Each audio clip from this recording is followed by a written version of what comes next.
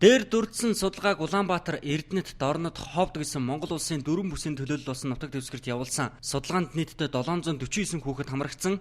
За үр дүнд эдгээр хүүхдийн 49.2% нь сэтгэл санааны дарамтанд, 38.5% нь бие махбодын шийтгэлд, за 5.3% нь бэлгийн хүчирхийлэлд, за 38.7% нь үл хайхрах хэлбэрийн хүчирхийлэлд тус тус өртдөг байна. Бидний хүчирхийлэл хэмээн үздэггүй, боддоггүй зүйл хүчирхийллийн шинэ хэлбэрт багтсан байгааг та харж байна. Эцэг их нь ажилдаа түүртэн хүүхдэд зав гаргахгүй байх нь нэг талаар хүүхдийн сэтгхүйг хүчирхийлэн дарамтлсан нэг хэлбэр болдгийг олон улсын хүүхдийн эрхийн стандартаар тогтоочихсон. Харин бид үүнийг мэддэггүй. За тиймээс л олон улсын стандарт хэрэгтэйг судлаачид өнөөдөр онцолж байгаа. За өнөөдөр хууль боловсруулагчид, хуульчид, өмгөөлөгчдийн баримтлах хүүхдийн хүчирхийллийн олон улсын стандарт бүхий гарын авлага хэвлэлтээс гарлаа. Энэ бол цагаа олсон бүтээл гэж үзсэн.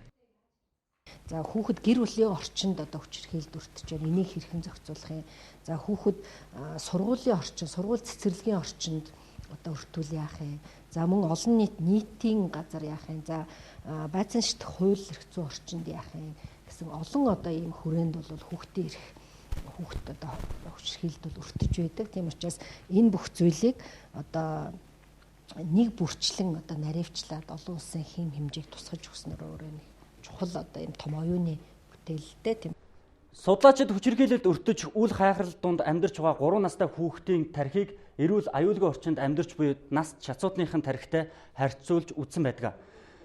Энэ бол 3 настай хүүхдийн эрүүл аюулгүй орчинд амьдарч байгаа тархины зураг. Харин энэ бол хүчирхийлэлд өртөж буй хүүхдийн тархинд гарсан өөрчлөлт нь зурагнаас тодорхой харагдана. Ийм тархины өөрчлөлтөд хүүхдийн ой тогтоолт нь муудаж, биеийн хөгжил нь саардаг, хэрцгий зан авиртай болдог, цаашид эрүүл мэндийн ноцтой асуудал бий болох магадaltaйг тархины эмчнэр дүгнсэн байдаг.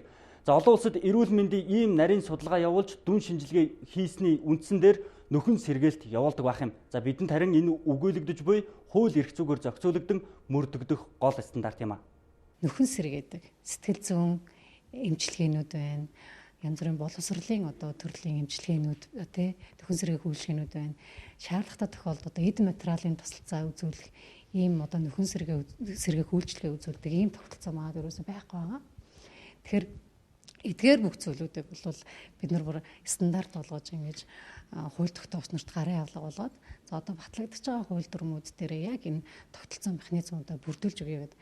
Тэрээр энэ номоо нэгдсэн үндэсний байгууллагын хүүхдийн сангийн дэмжлэгтэйгээр хэвлэлтэнд гаргаж чаджээ. Олон улсын хүүхдийн хүчирхийллээс хамгаалах стандартыг хууль эрх зүйдээ мөрдүүлэхгүй байх нь ирээдүйд олон хохирогчтой гэмт хэргийн сэтэл их үүсрэг бэлдэж буйтай ижил гэдгийг Харвардын их сургуулийн эрдэмтэн Бэсэл Ван дээр Кокийн 20 гаруй жилийн судалгаа нотолсон байдаг. За тэрээр энэ хугацаанд хүчирхийллийн хохирогч болсон 526 үйлчлүүлэгчтэй судалгаанд хамруулсан. За хүүхэд насанд нь тохиолдсон хүчирхийлэл үл хайхралт хүний сэтгцийн эрүүл мэндэд маш ноцтой нөлөөлдөг. Сэтгцийн эрүүл мэндэд нь сэтгэл гутрал, айдас, өөртөө итгэлгүй байдал, ууртай ширүүн тогшин зан ааш, амиа хорлох бодол, оролдлого, мансууруулах бодисын хэрэглээ, архийг хэтрүүлэн хэрэглэх, өөрийгөө хорлох, альва муу үйлдэлүүд, зан чанарын доголдол гэх зэрэг өөрчлөлтийг бий болгосон байдаг. За ийм сэтгцийн эрүүл мэндийн өөрчлөлтөд хүн хүчирхийлэгч болохгүй гэх баталгаа тун баг юм а.